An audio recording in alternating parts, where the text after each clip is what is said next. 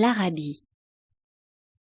North Richmond Street, qui était une impasse, était toujours calme à l'exception de l'heure où l'école des frères chrétiens relâchait ses élèves. Une maison abandonnée de 2 étages s'élevait au fond de l'impasse, séparée de ses voisines par une cour pavée. Les autres maisons de la rue, conscientes d'abriter une vie décente, se regardaient les unes les autres avec des visages bruns, imperturbables. L'ancien habitant de cette maison, un prêtre, était mort dans le salon du fond. Une atmosphère renfermée et moisie régnait dans toutes les pièces, et le débarras derrière la cuisine était jonché de vieux papiers inutiles.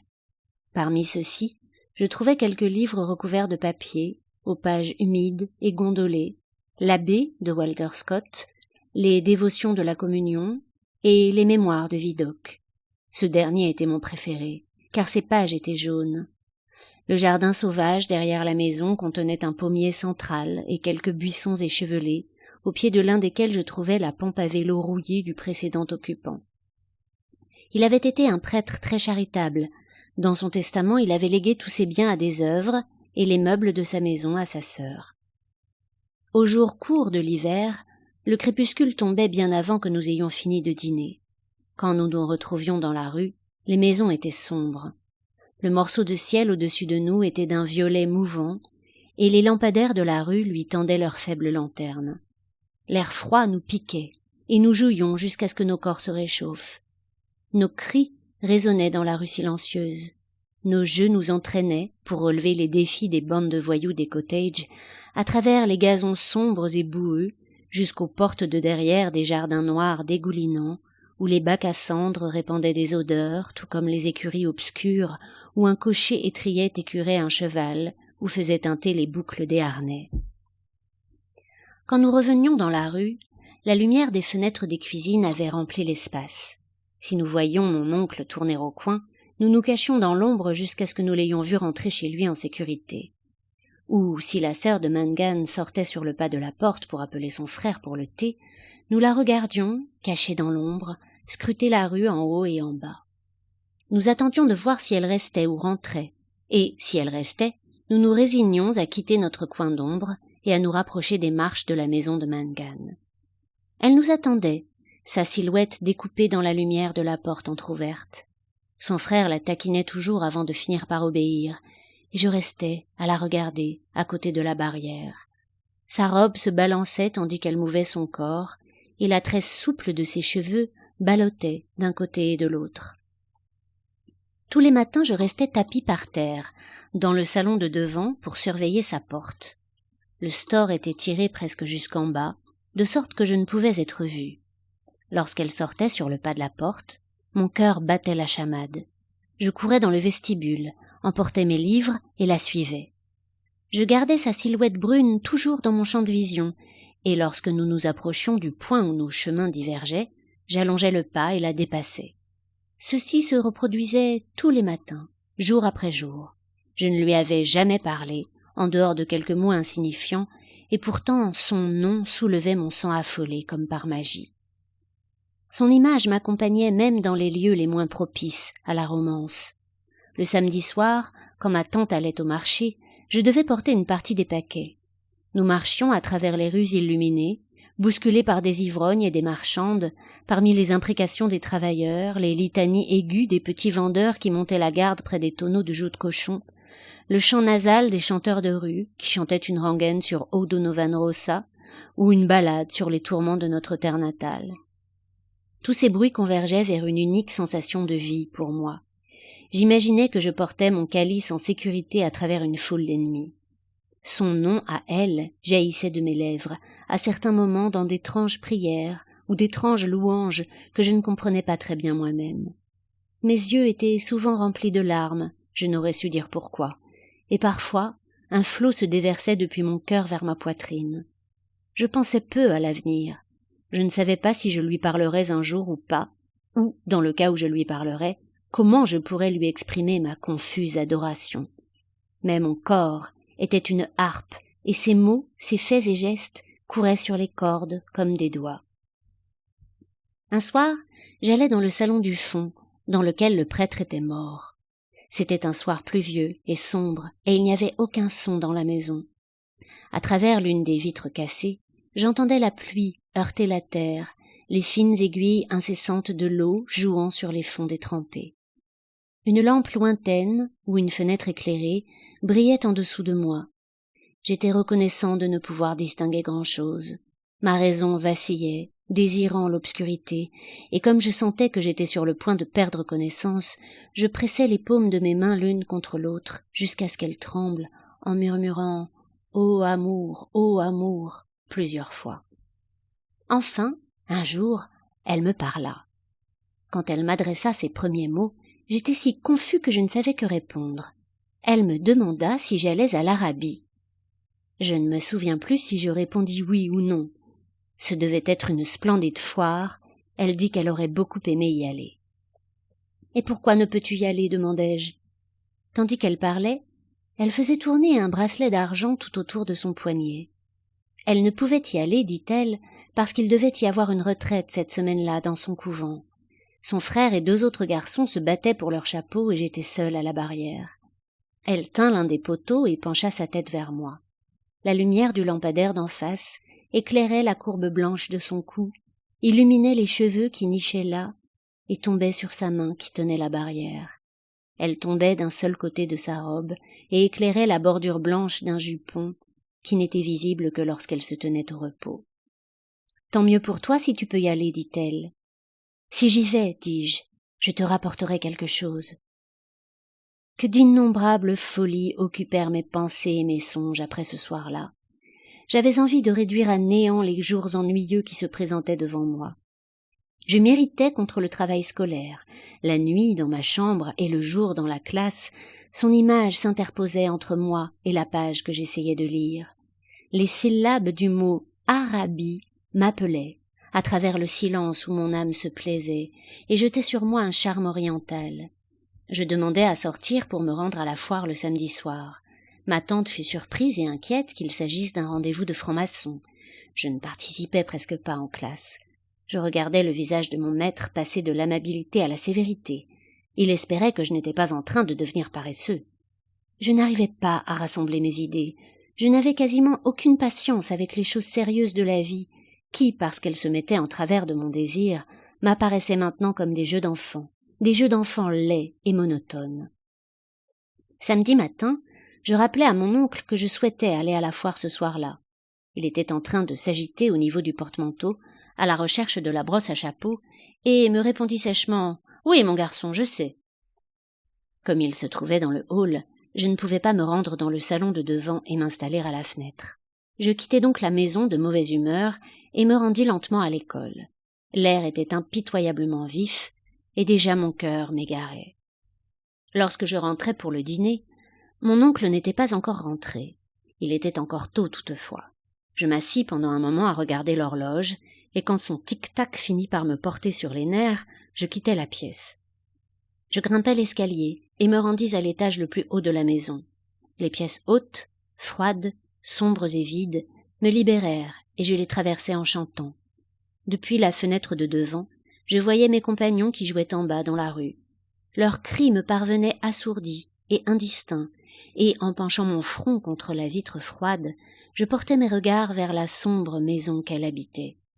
Je restai là peut-être 1 heure entière, ne voyant rien d'autre que la silhouette revêtue de brun que projetait mon imagination, délicatement effleurée par la lumière de la lampe au niveau de la courbure du cou, au niveau de la main sur la barrière et au niveau du jupon débordant sous la robe. Lorsque je redescendis, je trouvai Mrs. Mercer assise près du feu. C'était une vieille femme volubile, la veuve d'un prêteur sur gage, qui collectait des timbres usagés en vue de quelque œuvre caritative. Je dus supporter le bavardage à la table du thé. La collation se prolongea pendant plus d'1 heure, et mon oncle n'arrivait toujours pas. Mrs. Mercer se leva pour prendre congé. Elle était désolée de ne pouvoir attendre plus longtemps, mais il était déjà 8 heures et elle n'aimait pas être dehors trop tard, car l'air de la nuit ne lui valait rien. Quand elle fut partie, je commençai à faire les 100 pas dans la pièce, les poings serrés. « Seigneur, j'ai peur que tu doives dire adieu à ta foire pour ce soir, » dit ma tante. À 9 heures, j'entendis la clé de mon oncle à la porte d'entrée. Je l'entendis se parler à lui-même, et j'entendis le porte-manteau vaciller sous le poids de son manteau. J'étais parfaitement capable d'interpréter ces signes. Vers le milieu du déjeuner, je lui avais demandé de me donner un peu d'argent pour la foire. Il avait oublié. « Les gens sont au lit et ont dépassé leur premier sommeil alors qu'il est, dit-il. » Je ne souris pas. Ma tante lui dit avec énergie. « Ne peux-tu pas lui donner l'argent et le laisser partir? Tu l'as suffisamment fait attendre comme ça. » Mon oncle dit qu'il était vraiment désolé d'avoir oublié. Il dit qu'il croyait qu'il y avait beaucoup de vérité dans le vieux dicton « Tout en travail et rien en jeu rendent Jack trop sérieux ». Il me demanda où j'allais, et quand je lui eus répondu pour la deuxième fois, il me demanda si je connaissais l'adieu de l'arabe à son destrier. Quand je quittais la cuisine, il s'apprêtait à réciter le début du texte à ma tante. Je tenais mon florin bien serré dans ma main en descendant Buckingham Street, en direction de la gare. La vue des rues emplies d'acheteurs et illuminées au gaz me rappela le but de mon voyage. Je pris place dans le wagon de 3e classe d'un train désert. Après un temps interminable, le train quitta lentement la gare. Il rampa à travers des maisons en ruine et traversa la rivière scintillante. À la station de Westland Row, une foule de gens se pressèrent contre les portes, mais les portiers les repoussèrent en disant qu'il s'agissait d'un train spécialement affrété pour la foire. Je demeurai seul dans le wagon nu.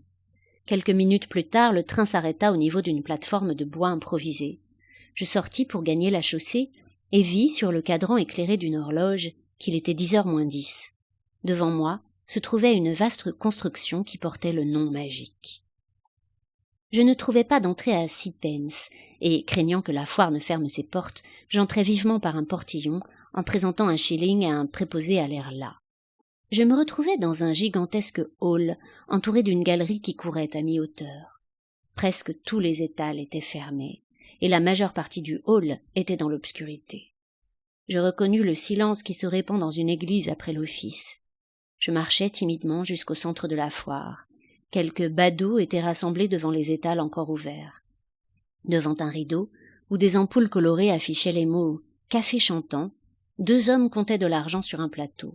J'écoutais les pièces teintées.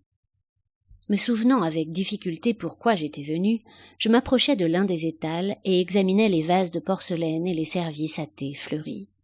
À l'entrée de l'échoppe, une jeune dame parlait et riait avec 2 jeunes messieurs. Je remarquais leur accent anglais et écoutais vaguement leur conversation. « Oh, je n'ai jamais dit une telle chose. Mais si tu l'as dit. »« Non, je ne l'ai pas dit. »« Est-ce qu'elle ne l'a pas dit ?»« Si, elle l'a dit, je l'ai entendu. »« Oh, c'est un bobard !» À ma vue, la jeune dame s'approcha pour me demander si je voulais acheter quelque chose. Le ton de sa voix n'était guère engageant. Elle semblait ne m'avoir adressé la parole que par devoir. Je regardais humblement les grands vases qui trônaient comme des guerriers orientaux de chaque côté de l'entrée sombre de l'échoppe, et je murmurai « Non, merci ». La jeune dame modifia légèrement la position de l'un des vases et retourna à ses 2 jeunes hommes. Ils reprirent leur conversation sur le même sujet. Une fois ou deux, la jeune dame me jeta un coup d'œil par-dessus son épaule. Bien que je susse qu'il ne servait à rien de rester, je traînais devant son étal, à seule fin de rendre plus crédible mon intérêt pour ces marchandises.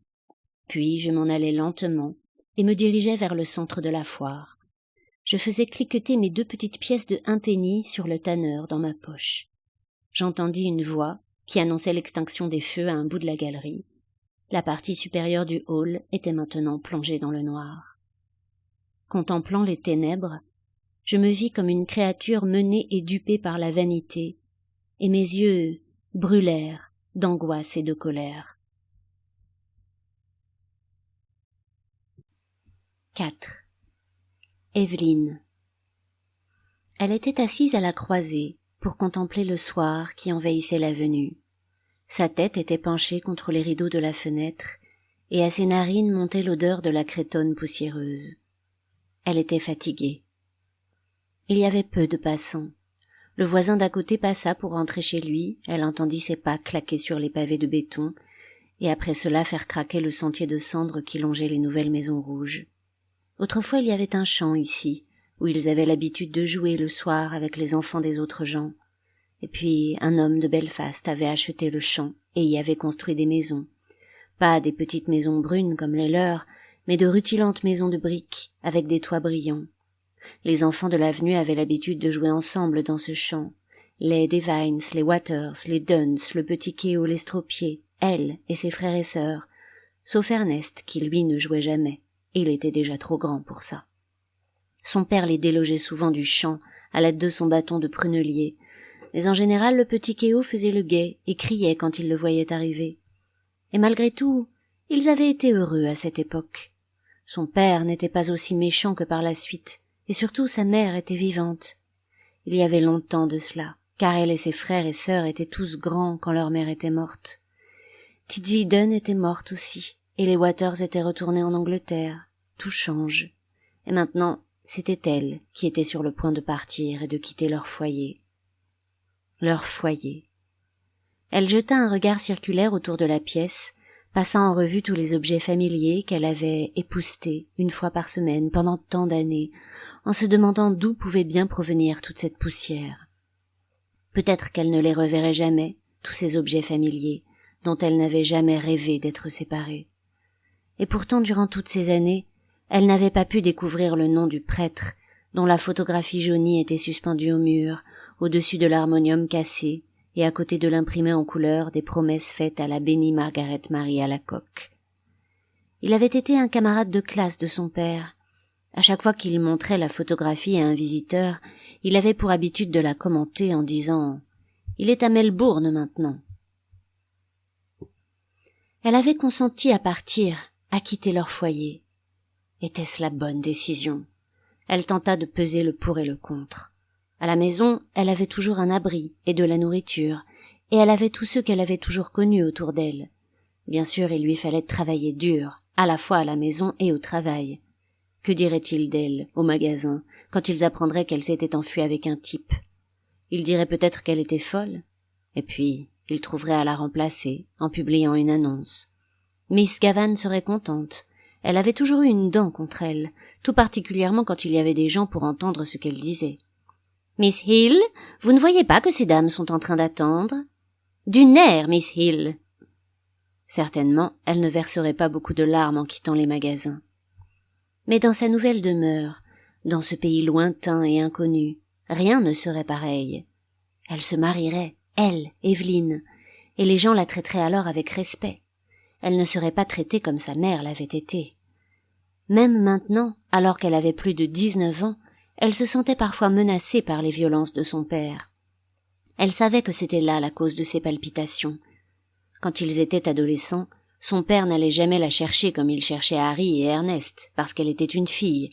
Mais dernièrement, il avait commencé à la menacer et à lui dire tout ce qu'il allait lui faire pour l'amour de sa mère morte. Et elle n'avait personne pour la protéger. Ernest était mort, et Harry, dans le commerce de décoration d'église, était toujours par monts et par vaux.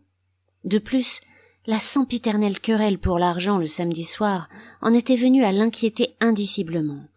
Elle donnait toujours tous ses gages, 7 shillings, et Harry envoyait toujours ce qu'il pouvait, mais le problème était de récupérer l'argent de son père.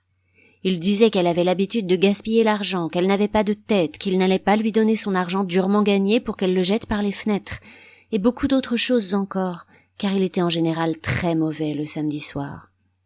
À la fin, il lui donnait l'argent et lui demandait si elle avait l'intention d'acheter le repas du dimanche.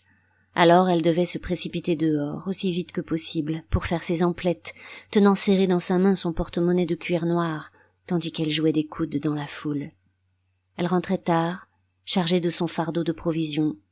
Elle travaillait dur pour tenir la maison, et pour s'assurer que les 2 jeunes enfants qui étaient à sa charge allaient bien à l'école et mangeaient régulièrement. C'était un travail dur, une vie dure, mais maintenant qu'elle s'apprêtait à la quitter, elle ne la trouvait plus complètement insupportable. Elle s'apprêtait à explorer une autre vie avec Frank. Frank était très gentil, viril, ouvert.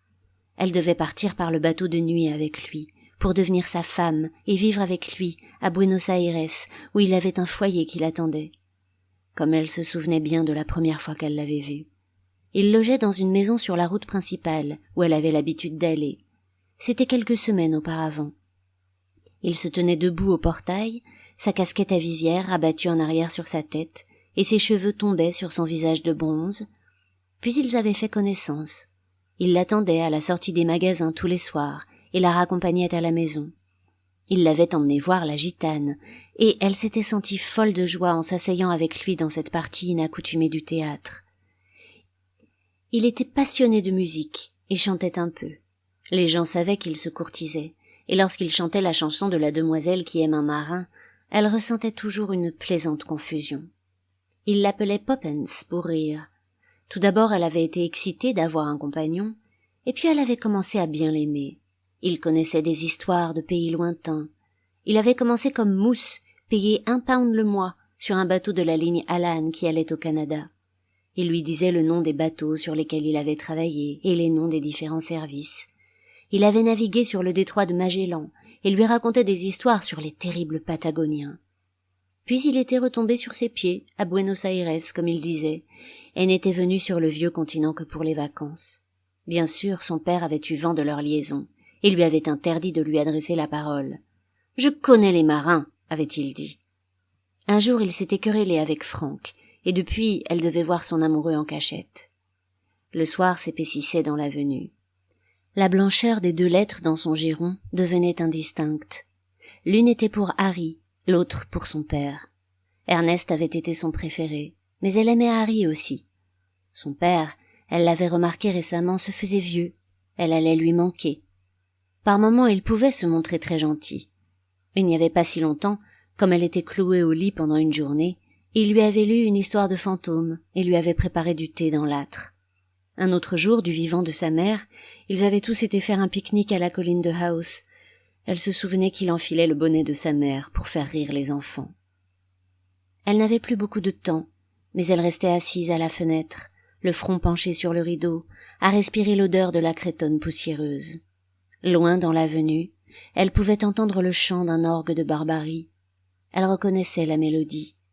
Bizarre que cet air revienne précisément ce soir pour lui rappeler la promesse faite à sa mère de s'occuper du foyer le plus longtemps qu'elle le pourrait. Elle se rappela le dernier jour de la maladie de sa mère. Elle fut de nouveau dans la chambre close et sombre, de l'autre côté du hall, et elle entendit dehors un air italien mélancolique. On avait demandé à l'organiste de déguerpir en lui donnant 6 pence. Elle se souvint de son père revenant dans la chambre de la malade, en disant « Satanés italiens, ils viennent jusqu'ici !» Tandis qu'elle méditait, la vision misérable de la vie de sa mère jeta un sortilège au cœur même de son être, cette vie de sacrifice commun, s'achevant dans la folie finale. Elle trembla en entendant à nouveau la voix de sa mère dire « Derevaun seraun, derevaun seraun », la fin du plaisir et la douleur. Elle se leva, sous l'emprise d'une brusque terreur.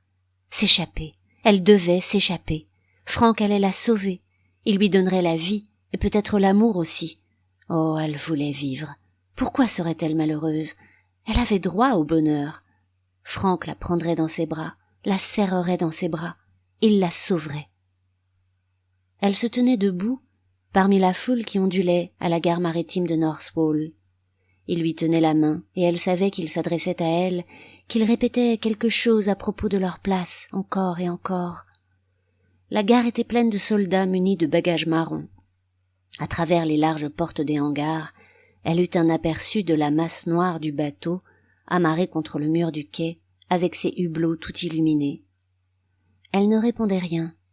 Elle sentait ses joues pâles et froides, et dans un élan de détresse, elle demanda conseil à Dieu, afin qu'il lui montre où était son devoir. Le bateau émit un long et morne sifflement dans la brume. Si elle partait, demain, elle serait en mer avec Franck, en route vers Buenos Aires. Leur place était réservée. Pouvait-elle encore reculer après tout ce qu'il avait fait pour elle? La détresse éveilla en elle une nausée, et elle continua à remuer les lèvres dans sa prière muette et fervente. Une cloche battit contre son cœur. Elle sentit qu'il lui saisissait la main. « Viens !» Toutes les mers du monde déferlaient autour de son cœur. Il la tirait vers la mer. Il allait la noyer. Elle s'agrippa des 2 mains à la balustrade d'acier. « Viens !» Non, non, non, c'était impossible. Ses mains empoignaient frénétiquement l'acier. Au milieu des mers, elle lança un cri d'angoisse. « Evelyne! Evie !» Il passa la barrière et l'appela pour qu'elle le suive. On lui criait d'avancer, mais il continuait à l'appeler. Elle tourna vers lui son visage blanc, passive, comme un animal impuissant. Ses yeux ne lui adressaient aucun signe d'amour, d'adieu, ou même de simple reconnaissance.